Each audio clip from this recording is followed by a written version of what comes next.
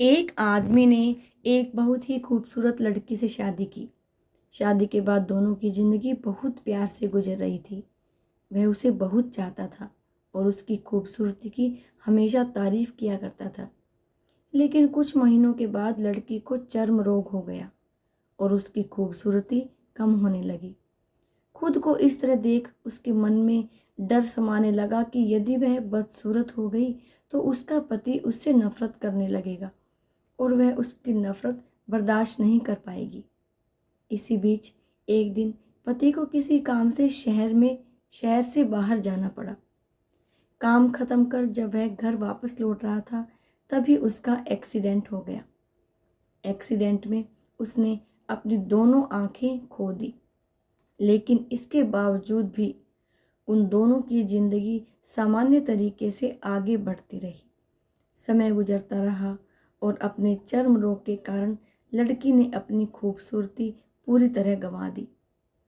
वह बदसूरत हो गई, लेकिन अंधे पति को इस बारे में कुछ भी पता नहीं था, इसलिए इसका उनके खुशहाल विवाहित जीवन पर कोई प्रभाव नहीं पड़ा। वह उसे उसी तरह प्यार करता रहा। एक दिन उस लड़की की मौत हो गई। पति अब अकेला हो गया था। वह बहुत दुखी था। वह उस शहर को छोड़कर जाना चाहता था। उसने अंतिम संस्कार की सारी क्रियाविधि पूर्ण की और शहर छोड़कर जाने लगा। तभी एक आदमी ने पीछे से उसे पुकारा और पास आकर कहा, अब तुम बिना सहारे अकेले कैसे चल पाओगे? इतने साल तो तुम्हारी पत्नी तुम्हारी मदद किया करती थी।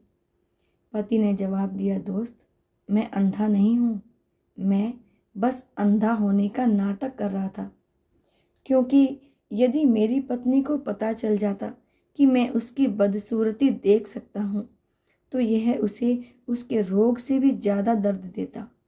इसलिए मैंने इतने साल अंधे होने का दिखावा किया। वह बहुत अच्छी पत्नी थी, मैं बस उसे खुश रखना चाहता था। दोस्तों, जीवन में खुश रहने के लिए हमें भी एक दूसरे की कमियों के प्रति आंखें बंद कर लेनी चाहिए और उन कमियों को नज़रअंदाज कर देना चाहिए।